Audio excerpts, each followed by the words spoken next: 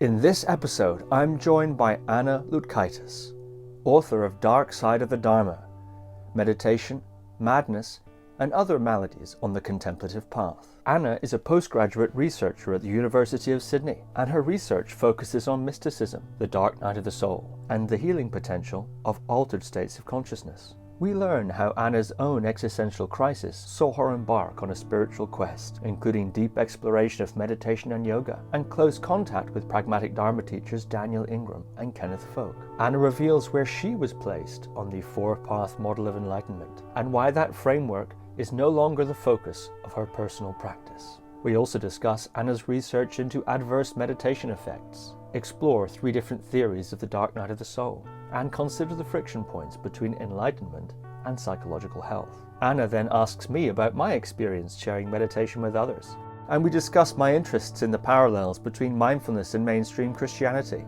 the mechanisms of religious conversion, and the pros and cons of intensive retreat. So without further ado, Anna Lutkajtis. Anna Lutkajtis, welcome to the podcast. Thanks, Steve. Thanks for having me. So, The Dark Side of the Dharma, which I have here, Meditation, Madness, and Other Maladies on the Contemplative Path, published by Aeon Books, is based on your master's thesis, The Dark Side of Dharma, Why I Have Adverse Effects of Meditation Been Ignored in Contemporary Western Secular Contexts. And in the introduction of your book, you discuss the deeply personal reasons that initiated your interest in this topic. And I'm curious, can you talk about how you became interested in this subject and the circumstances that led to your writing this thesis? Yes, I can. I'll try not to make it too meandering and rambling, but I guess you could say I've always been a lifelong seeker, so always had an interest in spirituality. I was the child who was kind of laying down on the grass looking up at the sky and wondering why something exists rather than nothing. And probably about 10 years ago, I learned to meditate. So even though I was a secret kind of, I was never in any particular spiritual tradition. And when I went to learn to meditate, it was really just because it was kind of the thing that a lot of people were doing at the time. So it was, I guess, on the cusp of this big wellness movement, and people were talking about all the benefits, personal benefits of meditation. So I went into the practice really thinking of it as, a self-care or performance enhancement practice. And when I started meditating, I started having some really unusual effects. So the first thing that happened were headaches. Every time I sat down to practice, I'd have these awful headaches. And I asked the teacher what they were, and he said, "Oh, look, it can just happen sometimes. Keep going, and they should go away," and they did. And then I just noticed that I would get strange things happening during the session. So sometimes I would have random memories come up from my childhood and, nothing traumatic, but just really odd things that I had completely forgotten. And I'd also sometimes see words appear as if written on a screen in front of me. But probably the most interesting thing was that I would often get into a really deep state of concentration and see this purple light that would appear in the middle of my visual field. And when I would see it, it was like I would drop into this really deep trance state. And I asked my teacher about it, and he just said to me, "Look, sometimes people see lights, sometimes people hear sounds. Don't worry about it, just keep going."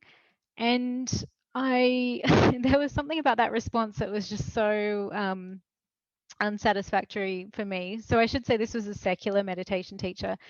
And I think I say in the book, I just thought either this guy doesn't know what this light is or he's keeping it from me, but I have to find out what it is. And I ended up Googling, like, first thing you do, Google, "I'm seeing a purple light when meditating," and came across the work of Daniel Ingram and Kenneth Folk. And it kind of, whatever the search just went straight to their pages.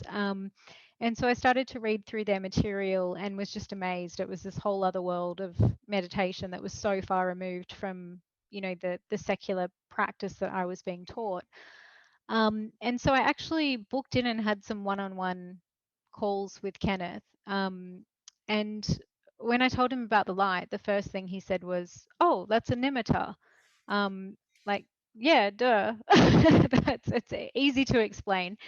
And so it kind of opened up this whole world to me, that there were meditation teachers who knew about these things, knew about these techniques in a greater level of detail, and knew about their history and the traditions that they came from and what they were designed to do.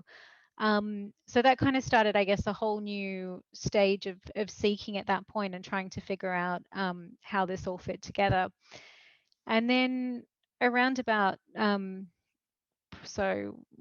where are we now? So around 2017, I called the University of Sydney and decided that I wanted to do like a continuing education course in Buddhism, because I thought, all of my internet searches and reading various books is not really, I'm still not piecing it all together.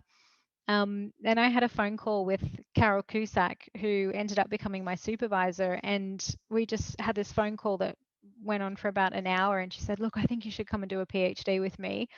And at the time, I couldn't, because my undergraduate degree is actually in psychology. So I knew nothing about the study of religion.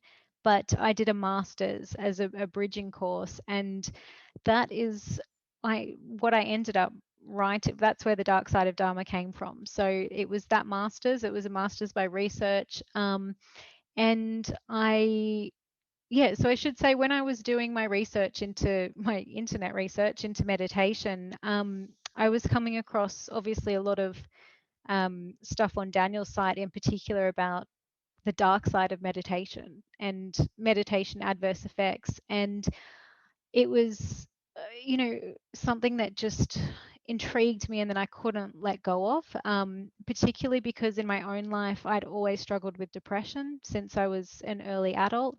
And I started to, get really fascinated by this idea of, could depression have a spiritual component? Could it be a spiritual crisis? Is it something I could meditate my way out of? Um, and yeah, I just became intrigued by this idea that meditation could have a dark side, that that mental illness could be spiritual crisis. And I was just really kind of I wondered why there were only a handful of people who were talking about these things. So that's kind of how the book manifested. Yeah, well, that's fascinating. And that's the key question that you address in your thesis and in this book, which is, why are these adverse effects often ignored in contexts like your secular meditation teacher, and in some religious contexts, I think, but specifically why in the secular, and how is it that that comes about? But I'm curious, before we talk about that, what did you find to be the key differences between the secular meditation teacher? I'm curious what traditions he was informed by, knowingly or unknowingly.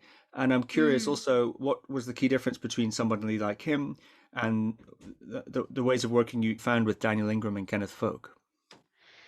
Yeah, so I think the difference was that there was just so much transparency when it came to Daniel and Kenneth. So you could ask them a question and they would happily answer it. Whereas I felt like there was this veil of I don't know if it was secrecy, but just this kind of opaqueness and murkiness around the history of these traditions. And so for me, I think I wanted to know, what is meditation? I mean, it's such a big word. Can someone just give me a specific definition? And of course, going into my research, I quickly realized that it's almost a meaningless term, because it's an umbrella term that encompasses thousands of different practices that can be quite context specific.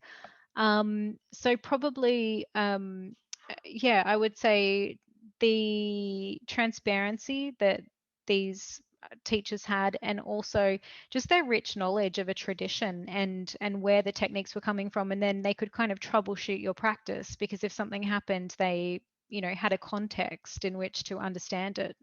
And for yourself as a practitioner, What was the outcome of associating with Kenneth Folk, the private sessions with him, um, Mm. in terms of your own practice? I'm curious what techniques you were doing, what changes you made, and what effects that had.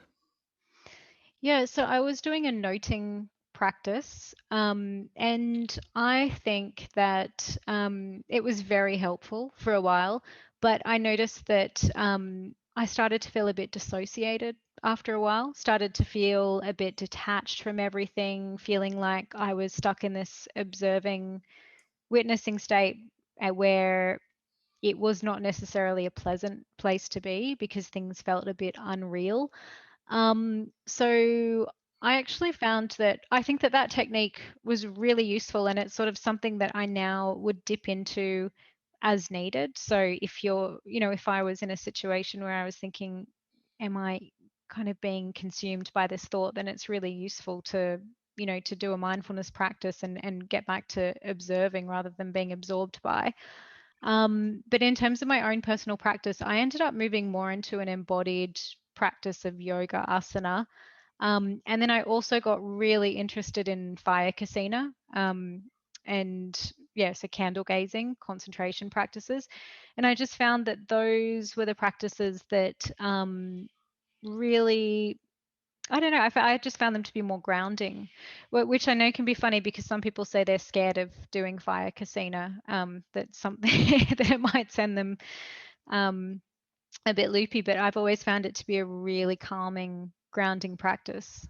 Well, that's very interesting. Fire Casino, I expect most listeners will be aware, is a practice of gazing at a candle and then working with the after image behind the Mm, closed eyes. And it's said to be particularly good for bringing on high states of concentration. But also has been said by Daniel Ingram in particular, who's a champion of that technique and perhaps even something of a reviver of it. It's a traditional technique, but to bring on all sorts of strange psychological, indeed psychic experiences, seeing entities, tracing magical symbols in the air that other people can see, and so on. These are claims that Daniel has made about his own experiences with the fire casino. So there's a bit of a mystique about that technique, I think. Did you ever go on fire casino retreats, do any lengthy retreats of the fire casino? It's said to be good to do that in a retreat context so that concentration momentum can build up. And did you have any weird and wonderful experiences, the like of which Daniel discusses in his work on the subject? um, my fire casino story is really interesting because it wasn't actually Daniel who introduced me to fire casino. So it was a teacher who called I think his name was Bava Ram, and he was a journalist called Brad Willis, who then became a yoga teacher, and now he's disappeared again. And this is the strangest story. So he, I had this is in my relentless seeking phase. I had some Skype meetings with him, and he said, "I'm going to give you this technique, and I just want you to look at the candle flame and stare at it, and then look at the after image and write down what you see, and then I want you to do it again and just keep doing it, a few times every evening." And so I did, and it took probably half a dozen times or a few days, and all of a sudden I realized, hang on, so like I'm seeing this light show happen, but it's the exact same sequence every time. I'm going once again, oh my God, what's this about? So I sent him an email, and I got back like an out of office saying that he'd gone on indefinite retreat and wasn't returning. And I've never ever heard from him ever again. So periodically over the years, I would kind of try and get in touch with him, or I've contacted his wife a couple of times, and she just said, "Look, he's not teaching anymore." But again, Daniel kind of came to the rescue with his informative webpage about Via Casina, and I sent him an email saying, "Oh my gosh, you won't believe it. I've been doing this practice, and like, yeah, I've been having these really interesting effects." And he's like, "Yeah, it happens to everyone, and they all see the same thing." And so that got me hooked. And I was only practicing probably for 20 minutes and sporadically. And I was invited to a retreat and wasn't able to make it. So I never got to the stage where I was drawing in the air, or anything like that. but there is definitely a part of me that would love to get more heavily into that practice and see where it could take me.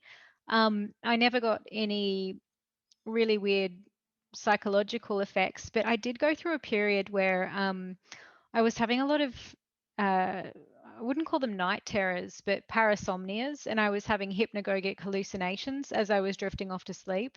And particularly, sometimes I would feel that I was being sucked into like a vortex or a tunnel, and it wasn't terrifying, but it definitely wasn't pleasant, and it would shock me. And I do wonder if it was related to that practice. And at the time, I was doing a really intense yoga asana practice as well, with a lot of backward bends, which is very stimulating for the nervous system. So perhaps it was that, perhaps it was something else, but I no longer experience those effects, which is good. I'm curious who and what methods you consulted during your relentless seeking phase. Oh my gosh, it'd be a phone book of people. But no one who no one else who really stands out. I mean, I think I was listening to a lot of Buddha at the gas pump, and just listening to podcasts and reading voraciously, and just kind of doing the whole spiritual smorgasbord, and trying to understand, was there a common core here? Was there something that linked all of these traditions together? Or were these people all talking about entirely different things? And it wasn't actually until I went on to do my academic study that, I just realized how big this area is, how diverse these traditions are, and how many different techniques there are. And you could kind of spend a lifetime trying to understand them all and, never quite get to the bottom of it. I've got a couple other questions on this that just come to mind. As I'm sure you're aware, people who get in contact with the work of Daniel Ingram and Kenneth Folk and people in that, what they sometimes call the pragmatic Dharma movement, one of Mm, the one of the ideas that people become often, I think, enamored by is the idea of the four-path model, hmm and they're somewhat more accessible reinterpretation of that traditional Theravadan four-stage model, that traditional Buddhist model, beginning with what they call stream entry and then eventually becoming an arhat, a fully enlightened person. And in fact, Daniel has controversially claimed to be an arhat, which breaks the taboo of talking about such things that have previously been extant. So I'm curious if you followed that model or follow that model, if you made attempts when working with Kenneth, for example, to achieve stream entry, or perhaps you were diagnosed with a path already. What's your take on that as a practitioner? Well, at the time, I had been diagnosed as being in the middle paths, and I certainly thought they were very interesting models, and I spent time back then thinking about it. Um, but now I think my perspective has changed in that I guess I've become, to use the word pragmatic again, much more focused on how practices affect my daily life. So there was probably a time where, I would have thought about becoming an ascetic or a monk, and I was really into practice, and I thought I can imagine going down that path. Then I think I made a clear decision to go, no, I want to be in this kind of worldly sphere, and then I went into academia, which is kind of um, even more far removed in some ways. But yeah, I no longer really, I mean, I think they're amazing models, and I think that they're useful, but personally, I yeah, don't refer to them or anything. And I guess in terms of my own practice, the things that I consider are, is this practice, making me happier? Am I suffering less? And are my relationships better? Okay, now I've got more questions. So you were Okay. diagnosed, presumably by Kenneth, also by Daniel, as being in the middle paths. What was the basis of that diagnosis? Was it meditation experiences that you'd had, or was it off the cushion experiences that you'd had that were correlated to those path attainments? Um, Well, I would have had conversations with both of them where, it was discussed, and I think it was more around insights that I was having off the cushion. But again, this is going back, 8 years now, and I can't remember in great detail. And it's not something that I guess now it's not something that's so meaningful to me that I want to hang my hat on it and go, oh yes, I was diagnosed on this. To me, that's one model. That's a really interesting model. But there are so many other models as well, especially now coming at it from from an academic perspective, where I feel like I have stepped back and taken a broader view of all of these different traditions. Yeah, and I think you've made that clear that your practice has broadened considerably since those days. And in fact, in your book, in chapter one, A Brief History of Meditation East and West, you do give a very interesting overview of the different approaches to meditation and their migration from Hindu, predominantly Hindu and Buddhist contexts, although you do write about some other ones as well, into Western culture. Okay, in that case, the last question, then we'll move on to your book. In your dedication, you write about Daniel Ingram, who has been a guest on the podcast some number of times. Many thanks are owed to Daniel M. Ingram for being relentlessly transparent in his dealings with the Dharma, and for helping me through my own dark night of the soul. Daniel's one of the rare people I've encountered who's willing to talk about the dark side of the Dharma with absolute openness. I'm curious if you could say something about your own dark night and the role Daniel had in helping you through that. Yeah, I mean, I think in terms of my own dark night, I've thought about this a lot because, as I said, I've been someone who has had periods of clinical depression, and I don't, I think people use different explanatory models to explain these sorts of phenomenological effects. Like, what is depression? You can look at it from a medical psychiatric view, you can look at it from a spiritual view. And I think it's a really, really confusing issue. And certainly there are biological components, there are psychological components, social, spiritual. So I think that, looking back at that time, I think there are a lot of things going on for me. I think I was dealing with episodes of depression. I had a lot of loss in my life at that time. My mother had breast cancer. I had various other things that were happening. I went through the breakup of a marriage. And so I would see it as a period it was a bit of an existential crisis. And at the same time, I was kind of pursuing this spiritual path and these practices. And I think Daniel was just a support in the sense that he, was always there if I wanted to have a Skype chat or shoot him an email.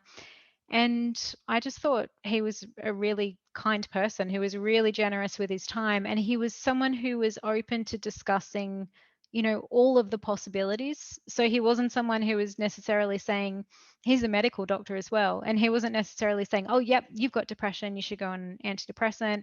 And he wasn't saying, oh, it's meditation related, it's the dukkha. He was just someone who I felt like was it just had a really well balanced view of of all perspectives, and I found that really helpful because I'd found that when you're dealing with something like that, you're often dealing with professionals who have a very limited paradigm and a very narrow scope and believe they do know the answers, and the truth is we just don't know like what causes these illnesses. And did you emerge from it? Were you successful in meditating yourself out of it? Or is it something you still deal with? Or perhaps it was a multi pronged resolution? Yeah, it was definitely a multi-pronged resolution. And that's I think, the confusing and complex thing. I could tell you everything that I did, but it won't necessarily work for the next person. But as I said, like, I think it's multifactored, and there's probably, I think in my case, I also suffered from a lot of chronic fatigue, and I think there's, possibly a viral component to it. And I definitely didn't just sit there and meditate my way out of it. And these days, I thankfully consider myself to be in remission, but I definitely go through periods where I'll start to get a bit tired and, feel a bit like achy and overwhelmed. And I think I just have to be very mindful of my lifestyle to not fall into those, old habits again. Hmm.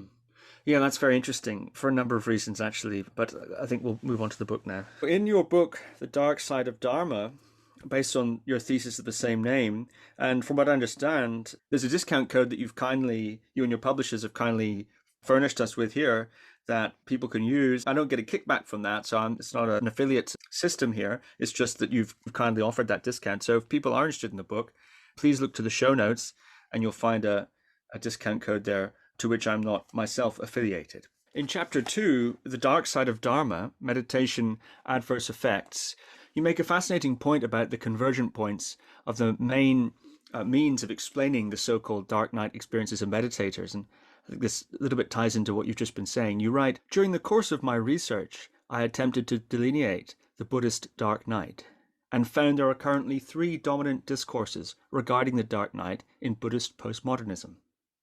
1. The Dukkha discourse. 2. The insight gone wrong discourse. And 3. The meditation adverse effects discourse. While these discourses appear on the surface to be quite different, they're linked by a common theme, that is, an attempt to differentiate between Buddhist meditation-related difficulties and Western psychopathology.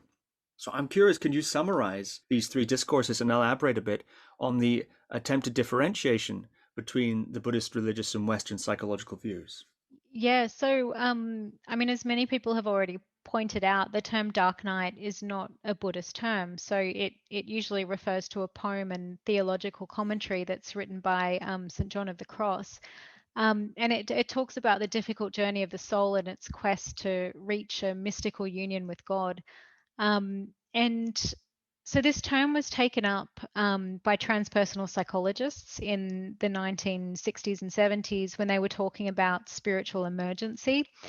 So you're probably familiar that the Stanislav Grof and his wife Christina Grof wrote a book called Spiritual Emergence, and this book talks about a type of identity crisis that can result from having a really intense spiritual experience.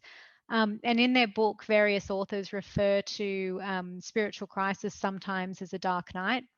So that was the first, place I traced it back to in terms of Western psychology.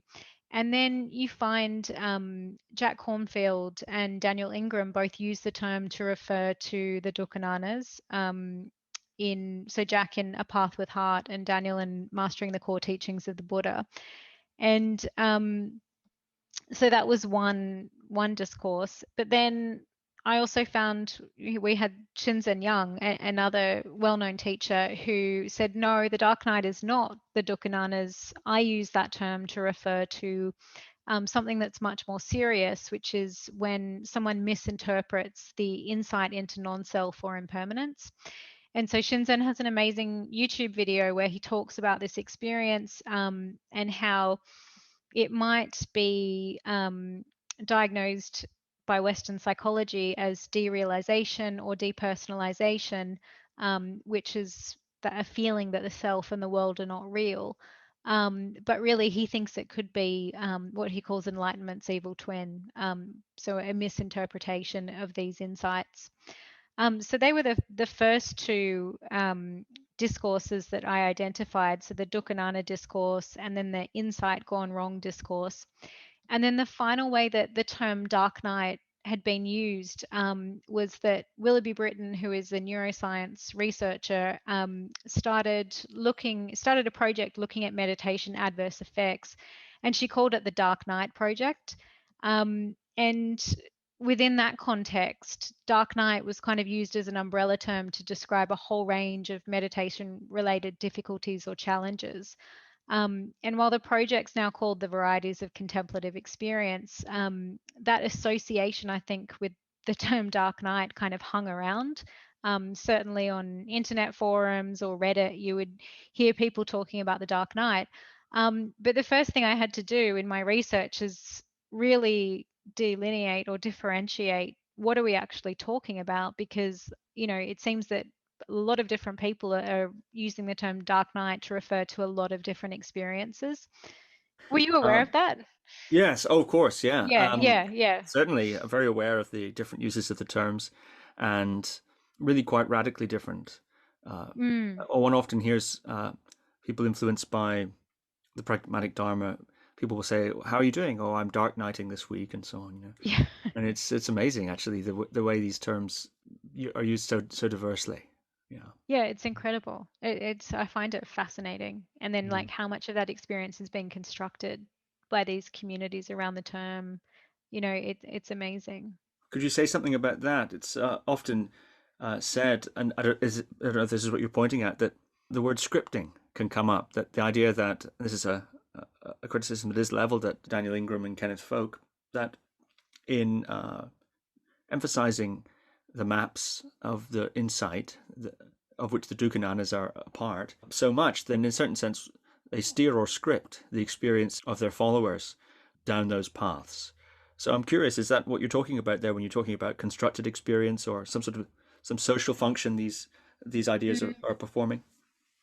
Yeah, I mean, firstly, I do understand that I believe that in the traditions, that's why maps were not made public, or they were hidden, because they were hoping to avoid encouraging that type of scripting or constructing the experience. And there's a really interesting debate going on regarding how much of meditation is revealing what is already there versus how much it is constructing an experience. So I think Evan Thompson talks about this in great detail and probably much more eloquently than I could. But he talks about the experience of going to a retreat and how people think that they're going there to to deconstruct experience and get to some sort of baseline level of reality, but really the experience is just constructing a new way of being or a new way of perceiving. So I think that's a really interesting question. I mean, Daniel would counter that by saying, people spontaneously report these experiences and these cycles, and the perennialists, will make the argument that throughout history there appear to be cases of people in really disparate cultures and situations who kind of seem to have these same experiences that look like a spiritual crisis. So I think that's, one of the core questions regarding mysticism. It's like, is there some sort of perennial truth or, path that the mystic travels, or is this all socially constructed? And what do you think? Yeah. Well, Maybe I could ask that a little bit more intelligently. What's your current thinking on that? oh, my current thinking on that is, I've got to a place where at this point I'm kind of just sitting with the mystery of it.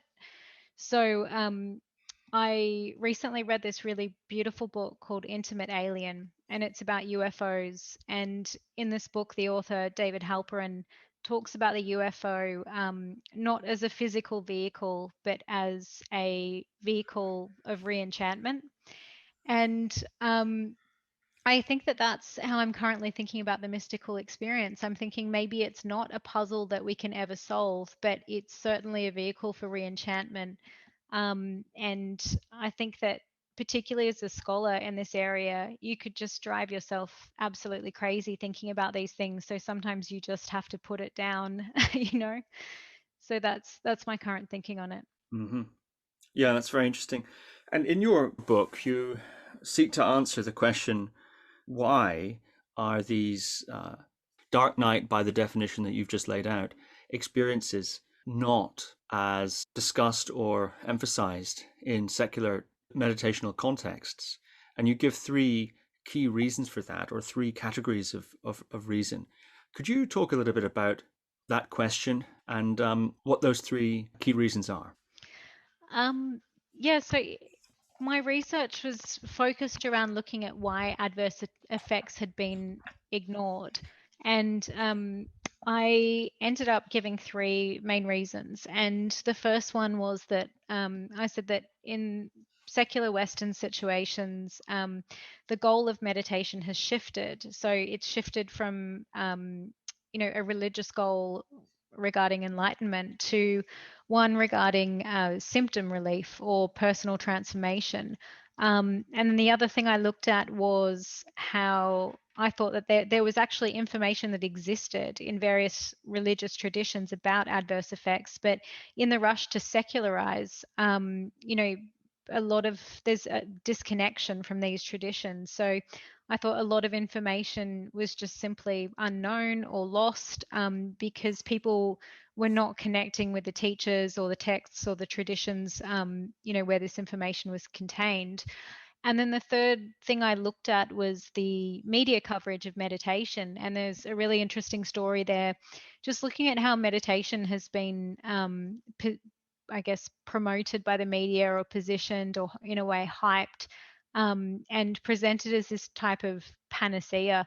So in 1975, there was a Time magazine article, and the cover of the magazine actually had Maharishi Mahesh Yogi, the founder of TM, on the cover, and the title was "The Answer to All Your Problems?"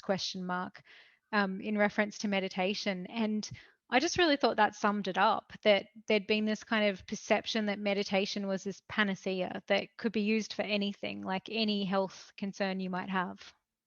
Yeah, that's very interesting. I'd like to ask you a bit about each of those points. The first one, whereby the goal of meditation shifted from the religious to the psychological. In your chapter, From Enlightenment to Symptom Relief, you dive deeper into some of the friction points between the religious context of meditation and its modern psychological applications. And you write, some scholars have gone so far to argue that the Hindu and Buddhist goal of meditation, the realization that the individual self is illusory, is fundamentally irreconcilable with the Western therapeutic goal of facilitating the development of a cohesive psychological self. Could you unpack for us a little bit why these goals can be seen to be irreconcilable, or at the very least, potentially problematic? Yeah, so I think this question hinges around the different ideas regarding the self. So, Western psychology values a stable sense of identity, whereas in Eastern traditions, meditation is aimed towards deconstructing the self and realizing that the self, as we think of it, is an illusion. So, in the West, we've taken meditation to be about bettering the psychological self. So it's kind of seen in the context of healing or self-improvement or self-care. It's often focused on symptom relief, such as the alleviation of chronic pain or depression. Um, and I was doing a summary of these notes the other day and came up with all of these S's. But I think meditation in the West is promoted as being simple, secular, science friendly, side effect free, and a solution to all of these things. Whereas, as you would know, in Eastern religious traditions, meditation is about transcending the small psychological self, and realizing that it's the belief in this reality of this self that is often at the root of suffering, or that is always at the root of suffering. So the Eastern religious goal of meditation is liberation or enlightenment, or to get off the wheel and to not be reincarnated again. And I think that also Eastern traditions, if you look at these texts, will often mention that meditation can both heal and harm. So it can be high reward, but it can also be high risk, if you're not doing it properly. And that's why these traditions have, proper preparation. They have a supportive context. They have teachers who know what they're doing. And they also believe that not everyone should necessarily meditate. So, which I found really interesting as well. Like, I discovered that, in the yoga system, good health is a prerequisite to meditation. So it's not necessarily a result of the practice. So people, are doing kriyas and cleansing techniques and yoga asana in order to prepare themselves to then sit in meditation. So in the West, we kind of almost have it backwards, where we're saying, oh, meditate and it will make you better. Whereas, in some of these traditions, the idea was to get yourself in the best possible condition so that then you could dedicate your time to meditating. Um, and that's not to say that meditation doesn't, that it can't be used to heal. So obviously scientific studies have shown moderate effects for meditation for a variety of conditions. And I mean, my interest lies in the intersection of mystical experiences and healing. And I'm really interested in those, in those kind of cases that are right at either end of the bell curve, and I think there's fascinating instances of people who seem to have cured all sorts of ailments through meditation and had spontaneous remissions and all sorts of things. So I'm not saying it can't happen. I'm just saying that traditionally, it generally wasn't the goal of meditation to cure illness. That's very interesting. In Bikkhu Analayo's 2020 article that appeared in the Mindfulness Journal, Meditation Maps, Attainment Claims, and the Adversities of Mindfulness. In fact, we covered this article. I did an extended interview with Daniel, who was featured in that article, or criticized, I suppose, in that article. But in that article, Bikkhu Analayo, a scholar of early Buddhism, or makes the point that actually the adverse effects are being overemphasized in Western research projects such as Willoughby Britton's A Dark Night Project or varieties of contemplative experience and things of that nature, and that people like Daniel Ingram have taken not only the techniques but also certain maps and titles and so on and reinterpreted them outside of their proper context. I think Analayo is making the same criticism, but perhaps in the completely opposite direction, that the possibility of these dukkha occurring, for example, is overblown. So I'm curious what you think about that. Well, I think it raises a really interesting question about, how many people are affected by meditation adverse effects? What is the, frequency? How frequently are they occurring? And when I was doing my research, there was no data on this. And, if you speak to Daniel or Willoughby, what they're doing is focused on a lot of what they're doing. Daniel's doing other things as well, but they're focused on helping meditators in distress, and they're Willoughby in particular, that her research just focuses on adverse effects. And I think that it's easy to look at that and say, oh well, obviously if all you're doing is looking for adverse effects, you're probably you know you're finding a lot of them, and you might be have a skewed perspective on how frequently these effects occur. And I think recently a paper came out saying, I don't know the name of the paper, but we can include it in the show notes. I'll find it for you. So there were two. One I do remember actually was by Farias and colleagues, and they did an analysis and said that adverse effects were mentioned in 65% of the studies that they analyzed. And then there was another study that said that the rate was about 25%. So 25% of meditators reported an adverse effect. So I'm really curious. Like, I think we had this discussion before the show started where I said I'd love to ask you a question, which is, as a meditation teacher, are you seeing these types of adverse effects? Because obviously, as a scholar, I'm looking at discourse, I'm looking at studies, I'm looking at data. I'm not a meditation teacher. I haven't got people coming through my door and telling me about their practice. So I'm actually really interested to hear your thoughts on this and how common you think adverse effects might be. Yeah, that is an interesting question. And I think if you're asking about my personal experience sharing meditation with people, then of course I'm, from that point of view, even less well positioned to make a statement about the general prevalence or not of adverse effects. One thing I think that is essential is to define what we mean by adverse effects, and what do we mean by adverse effect in the literature when we're saying that. Mm.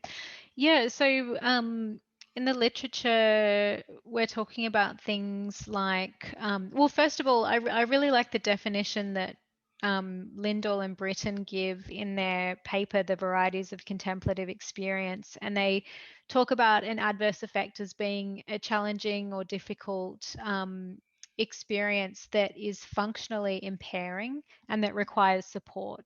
So I think it's something that is more is serious, and that it's causing ongoing problems.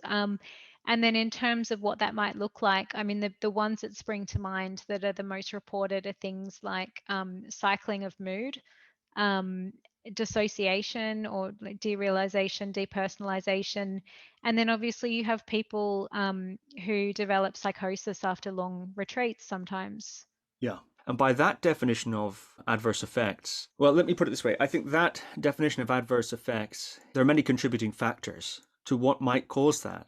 For example, pre-existing psychological, emotional, or traumatic factors. For instance, if one has a high degree of trauma, then something as simple as feeling the sensations of the body or tuning into one's emotions or thoughts, for example, can cause quite an aversive reaction. And one of the classic signs of trauma, for example, is, of course, what? Dissociation and various degrees of dissociation. And it's a mistake, it's generally seen to be a mistake, to plunge someone through the liminal covering of their dissociation into what lies beneath. Why do traumatized people have difficulty, for example, sometimes contacting the sensations of the body? Or why is there dissociation? Well, because it hurts. Because it hurts. Because there's difficult, painful material and sensations down there. So therefore, plunging somebody, dunking someone through that layer of dissociation and resistance to feeling through, say, means such as a very intensive military-style retreat scenario can be problematic. That being said, I think military-style retreats can be interesting and enjoyable for people who want that and want to sign up for that. So one could say, well, does that mean we should have no intensive retreats allowed just in case it triggers some trauma? I think no.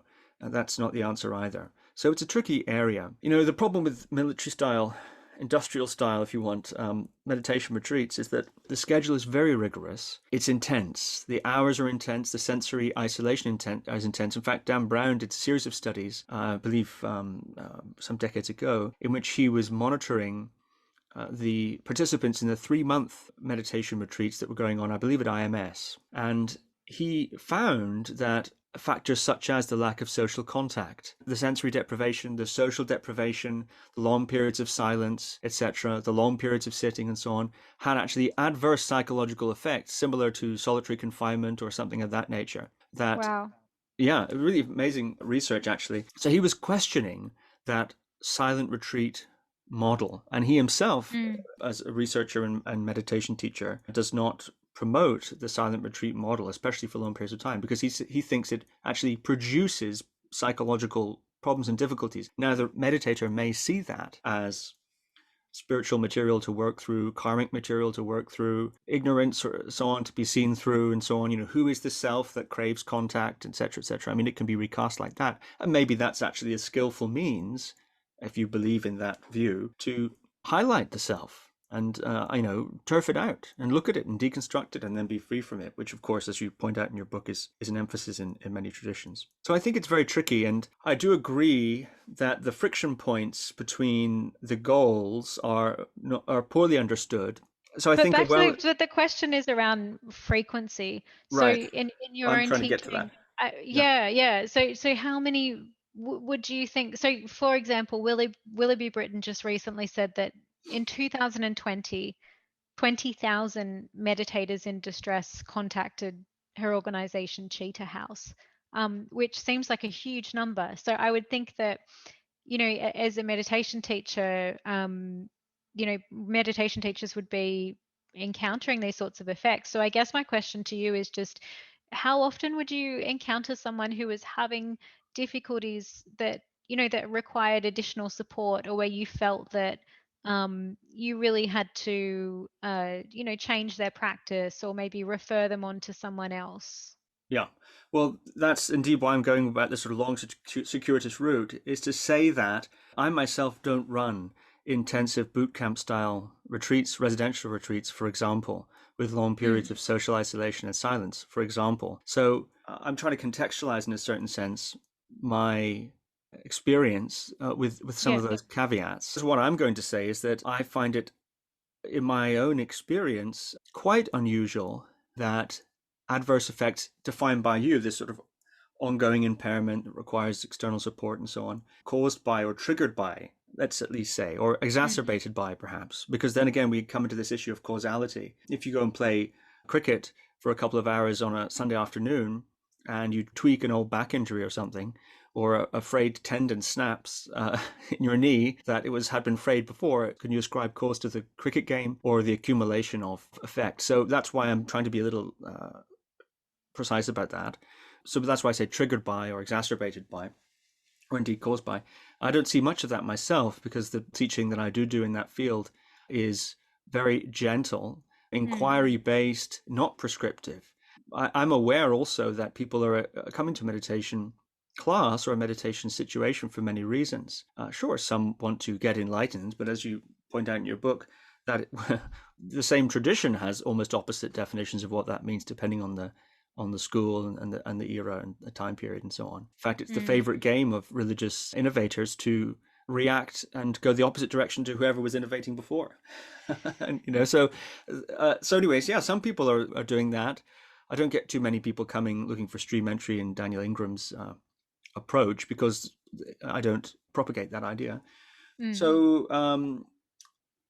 yeah, I'm more of the school, I suppose, or the approach where identifying what are people's objectives with meditation, what are they really doing? I think that's part of a useful inquiry when engaging in something like meditation, which is a religious or quasi-religious practice, to bring awareness. What is one doing? For some people, it is a social thing. For some people, it's an aesthetic thing. For some people, it's a self-improvement thing. For some people, it's a psychological thing. And for some, it's a spiritual thing. So there are many, many different ideas here. And I think the teacher has to be very, very confident, a confidence that I certainly don't possess, to boldly lead people into the potentially turbulent waters of their psyche with confidence that that's fundamentally a good thing. They will be liberated or they will be healed. I think the same criticisms could be made for many self-development and self-improvement approaches, many healing modalities, and perhaps even certain therapeutic modalities. A tremendous confidence in one's position and view that leads one to lead people evangelically, if you will, into territory that is problematic, I think. So what to do if somebody has trauma and so on?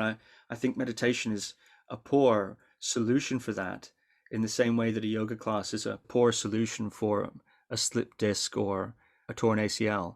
I think expert trauma care is the right place. And it doesn't mean you can't meditate as well, but I think to expect meditation to somehow heal that, I don't think that's a very good idea. So your question was about frequency. So personally, very low frequency, but I have to give all those caveats to explain that that's not me necessarily saying it's not happening. Yeah, I mean, I think you raise a really good point regarding the goals of practice and why are we doing it. And, I think I used to be really obsessed with the idea of what's secular and what's religious. And then you get into academia and you realize that the boundary is just so porous. And, often these categories exist for legal reasons, or, we have to say meditation is secular because we want to teach it in a school. But these binary categories don't really describe how things are, in real life. And so I'm no longer really focused as much on that question. I think it doesn't really matter if it's secular, if it's religious. I mean, I definitely think there should be transparency around the origins. And one of those reasons, which actually I think I only touched on it briefly at the end of the book, but there are people who have said that, they started mindfulness and then they found out that it was from a, Buddhist background, and they felt that they'd been deceived and that it had gone against their own religion. And there are people who do feel like, it's a covert form of Buddhism, and for that reason they'd prefer not to partake. And whether or not that's the case, it doesn't really matter. It's someone's right to know, the origin of the technique and make a decision that, supports their own religious beliefs. But yeah, so whether or not something's secular or religious is one thing, but I think it's really important to focus on why are we actually meditating. And as you said, if we've come to meditation to heal psychological problems or to heal trauma, is that the best way to do it? Like, there's evidence that meditation, mindfulness works well for things like chronic pain, for fibromyalgia. Should we be doing it for trauma? I'm not sure. Like, there are trauma-informed practices now. I'm not an expert in that area. And then, people, I think people have said to me in the past, that they're meditating because they want to relax. And I think, well, I don't meditate because I want to relax. If I want to relax, I'll go for a walk at the beach or I'll play with my dog. I've never really, I've come to not see meditation as a particularly relaxing practice. I mean, sometimes fire kasina can cause some really nice absorption, but some days sitting there focusing on your breath, you do feel good when you get up afterwards, but it's not a particularly relaxing process. So I think it's a really good point. Just being mindful. Oh, am I allowed to say that? Yeah, just being mindful of why we're doing these practices. Yeah, further definitions that would really need to be unpacked to properly answer that question is which technique, Yeah. in which dose, in which Mhm. context, couched in what view, Yep. and with what personal and history. These are Yep. all factors that must be accounted for. And you do make that point. Yep. Not only is the dark night of the soul interpreted from everything from having a bit of a low day, which means I'm cycling through the Dukkananas today on my way to, path 6.5 or whatever, or all the way to I've actually become enlightened. I've seen through the self and I've fallen into the pit of the void, as Shinzen would say, and I'm having a Mm. kind of insight gone wrong thing to the really, I'd say, much more psychological use of the term in terms of adverse effects. That itself is so. Well, how common is what exactly, by what measure exactly, and doing which techniques in which dose, in which context, both context in terms of one's view and also the context of one's personal history. And then, of course, there's the elements of random chance and so on. Somebody sits down to meditate and is, suddenly thrust into some strange experience which they had no reason to expect, doing a technique in a Yeah. very small dose that's very benign. I mean, that does happen as well. I think that would be that. Now we're getting to the extremely rare side where someone sits down to do, say, a little bit of gentle relax the muscles and think of a beach kind of meditation, and finds themselves suddenly in some psychological hell realm that needs years of support and so on. I mean, I think that's extremely rare, but theoretically it could happen, and indeed it does happen.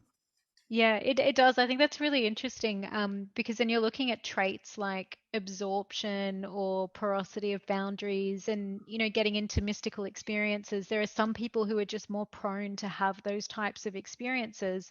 And I had actually a friend was telling me the other day about he was in a group meditation. It was a secular meditation in the workplace and a short meditation. And at the end of it, one of the women in the group said she her hands had disappeared. And he said, it was fine. Someone talked her through it. But I mean, that's just such an unexpected outcome of a practice like that. And these things, I guess, can happen. And I guess as we study these techniques more and get a better understanding of the effects they have, then maybe these sorts of experiences, we'll understand them or they'll be normalized. But everything you mentioned is spot on about different techniques and different doses. And the one thing I would add is that I think that also the different effects that they have on different aspects of the self. So there's another great paper that Willoughby Britton wrote, which you have probably read, and I can't think of the name of it right now. Oh, I have this feeling of not really being here.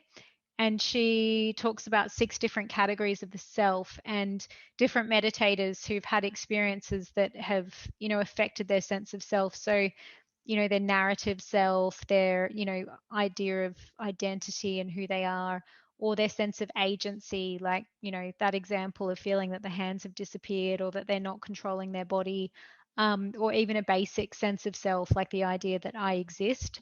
So I think, that's one of the points that I make is that we also need to delineate the sense of self and figure out what we're actually talking about when we say, well, meditation is going to affect your sense of self.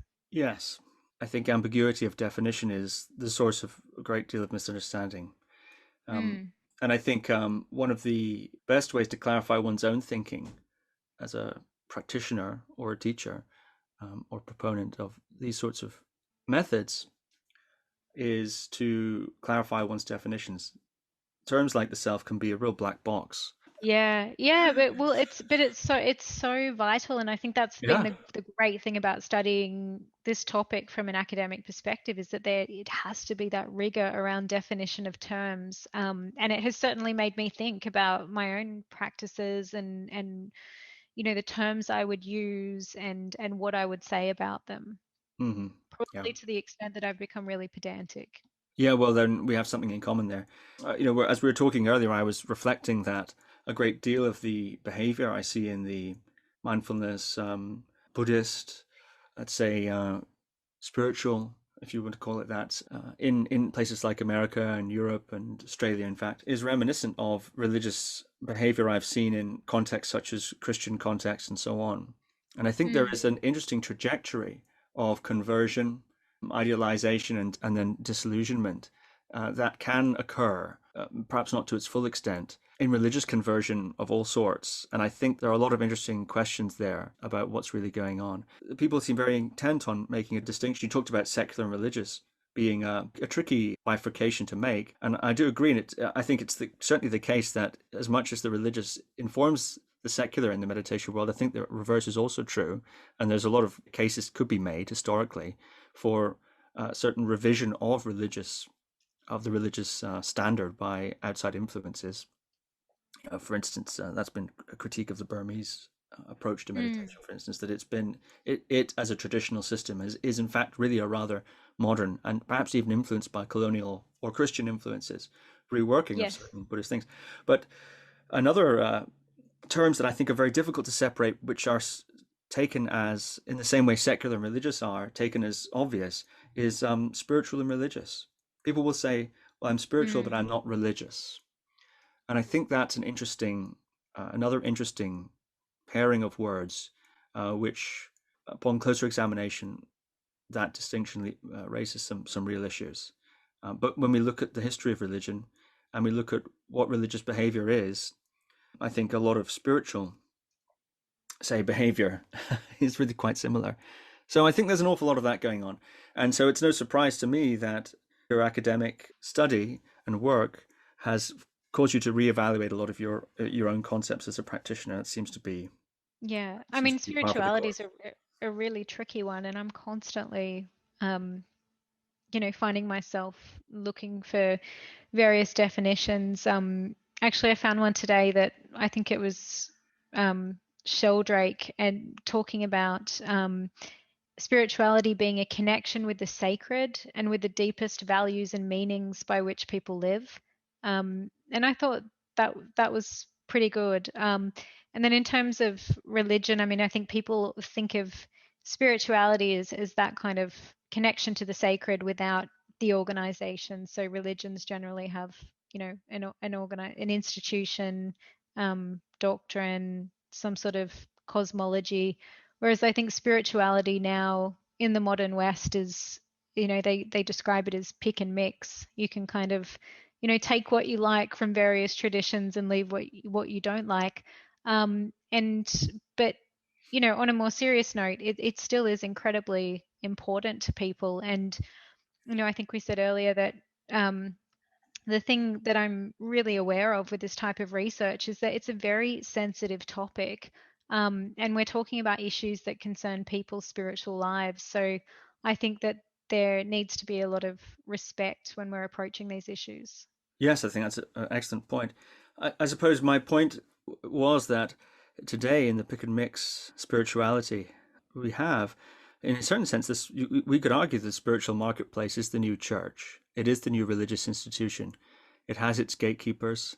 It has its high priests, the best-selling authors, Mm, and the widely renowned teachers and so on.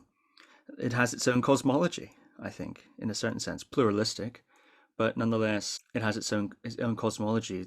It's a new religious movement, one could say, and perhaps in its nascent form. And just in the same way that often we define musical genres in hindsight, this was the Renaissance period, this was the classical period, this was so on. This was the Romantic period. To what degree those, especially pivotal composers moving from one era to the next, were aware of such a genre classification? Probably not, but in hindsight we can make that. And so I think it may be the case that what a lot of people are calling spiritual now could also be described as religious. I think that's really interesting because generally, we think of the individual operators within the New Age category as being, possible new religious movements. But I've never thought about the New Age itself or, the whole spiritual milieu as being a religion. In hindsight, we look back, but maybe that's why SBNR, spiritual not religious, is included as a religious option. Sorry, as an option. Like maybe it is its own category of religion. I think that's something really, it's a really interesting point. Speaking of my experienced meditation teacher, I do occasionally get usually young men coming and they're say, can you help me reach stream entry and so on. And I ask them, what do you want to do? And they, I want to get stream entry. I want to get stream entry. Oh, I think I had stream entry. And then I ask them what their actual practice goals are, what they actually want. So then we lay that out. And then I ask them what that has to do with stream entry. And very often the answer is absolutely nothing. It just seems like a good idea. I think that a lot of people who are, as they say, gunning for stream entry, to use the lingo, are doing so just because it's what you're supposed to do. And the reason they're meditating is not actually to do with stream entry or its proposed results. I think this is another issue that can happen in terms of adverse effects of mindfulness or meditation, is that people adopt the objectives and the cosmology, if you want to go that grand, of the teacher of the system. They get into it, they enjoy it a lot, and it's just how cults work, actually. The first stuff you get from a cult is very effective and it works wonderfully, and then the next thing you know, you're believing in who knows what. And it's the same accidentally that happens with mindfulness. Gosh, this technique has given me such a wonderful benefit. What's that you say about reincarnation? What's that you say about fourth path? And they take that as the same, with the same amount of value, verified. And this is why I think it has so many parallels to religious conversion. Because the same thing, you go to your evangelistic tent and you put your hands up and you feel the presence of God. You feel this high state of transpersonal experience, and it's just so beautiful, and the people there together, and the heart just bursts open, and the wonder, the brain waves, everything's just so ecstatic state. And then someone at the front says, "That's Jesus touching you," and you go, "Wow!" And those two things, the experience and the interpretation, go together. There's all these really rather unrelated layers of meaning and belief that come packaged with this core experience of transpersonal ecstasy or something. Yeah, it's very true. And I mean, you see the same thing with psychedelics, which is why it's going to be so important that therapists, don't impart their own worldviews on clients if this gets through, psychedelic-assisted therapy, because people have had, this peak experience and they're in a really open, malleable state. So I think that, that's a high risk situation for one of those conversion type experiences. I'd like to ask you one more question about your work in the book, The Dark Side of the Dharma. And then I'd like to ask you a little bit about your current psychedelic research. You're doing a PhD investigating the phenomenology of high-dose psilocybin experience. Yes.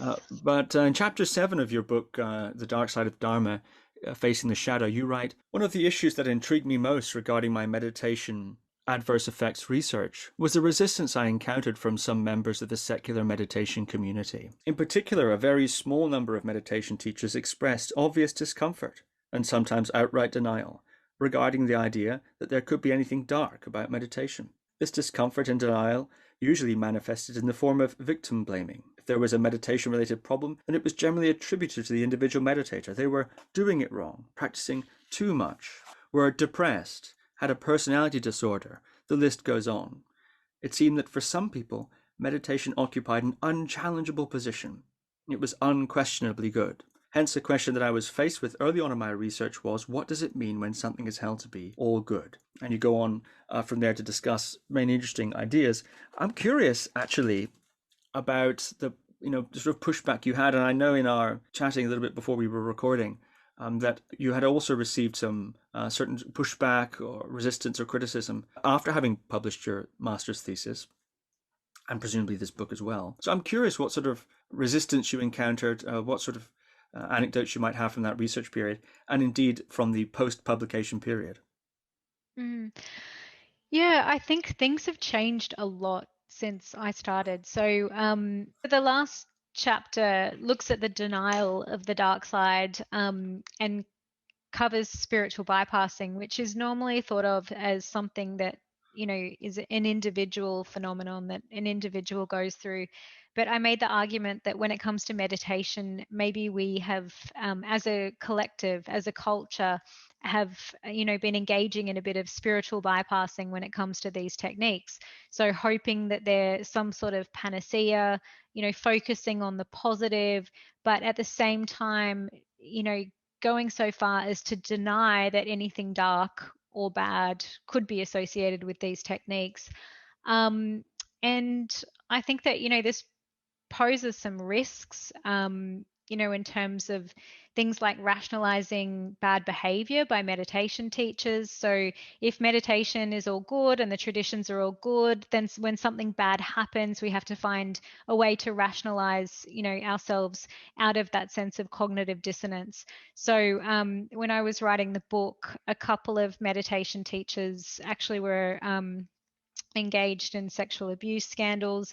And if you were looking at the Reddit, you know, or the forums at the time, there was a lot of rationalization around, well, enlightenment doesn't correlate with morality, so they're still enlightened, but, or maybe it's some form of crazy wisdom. There's a spiritual lesson in it. And I think that there's, this irony. If we look at, say, mindfulness as a technique of non-judgment, we have to be careful that, we don't lose too much judgment, that we get to the point where we're not able to discern, what is ethical, what is, clearly right and clearly wrong. So I think, yeah, that was just one of the things that that I wanted to end on, just bringing attention to the fact that, when something is promoted as being all good, then we should take a closer look at that narrative. Yeah, that's very interesting. And I know your research now, as we mentioned, is in the field of psychedelics. And actually, it's so fascinating. There are so many parallels, possibly there, that I'd really, really like to dive into that deeply. So rather than asking you about your psychedelic research now, which I think might give it a bit short shrift, given how long we've been talking, I think it would be fantastic to do another episode, picking up where we left off here, and delving into your area of psychedelic research, which is really quite fascinating work you're doing. Thanks, Steve. I would love to do that. Great.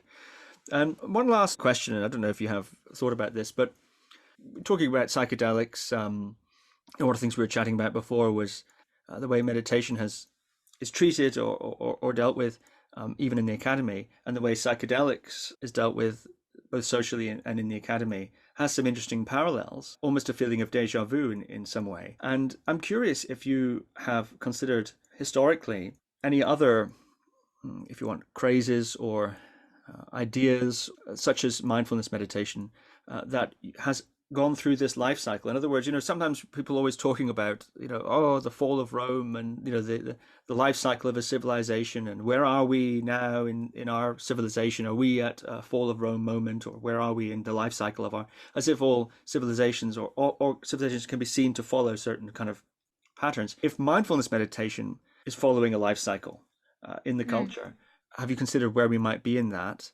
And do you see any parallels historically with any other phenomena that we might use to map where we are, in the same way that we can use the fall of Rome, for instance, to consider where we are in terms of our own culture today? Mm. Yeah, it's an interesting question. I don't know about historical cycles, but I think mindfulness definitely went through a hype peak. And I would say that happened, I mean, I could be wrong, but I think before COVID, we had reached peak wellness. And I think that, if you situate my research, it was happening at a time when there was so much happening in the wellness space. There were meditation teachers doing 6-week courses in Bali and then becoming accredited, teachers. And I think it really was the peak of, the meditation hype. And I think probably now we're just in a rebalancing phase. I don't think it will disappear, but I think that we're probably in a maturing phase. I think the research is improving. I think that that there are more voices regarding diversity of experiences. So, I think maybe we've just passed that peak hype or excitement part of the cycle. Um, it's funny with psychedelics, I think that there's a lot of overlap in terms of how they've been integrated into therapeutic culture. But my view on psychedelics is that, while meditation has been viewed in an overly positive way, maybe, I think psychedelics have been viewed in an overly negative way. So I think we've actually overestimated the harm of psychedelics and underestimated the benefits. So I think that, the press reporting on LSD in the 1960s was, almost the opposite of what we've seen with mindfulness now, but like equally intense and possibly sensational, but in a very, very negative way. So, and there's a lot of awareness in the psychedelic community that we don't go through another hype cycle with psychedelics, and that we learn our lessons from what happened before, and that we approach, this research cautiously, and that we're not over-promising their benefits, but really doing very rigorous scientific studies. Well, that's a fascinating topic to dive into next time. Yep, I look forward to it. Anna Lutkajtis, thank you very much. Thank you, Steve. Thank you for listening to another Guru Viking podcast. For more interviews like these, as well as articles, videos, and guided meditations, visit www.guruviking.com.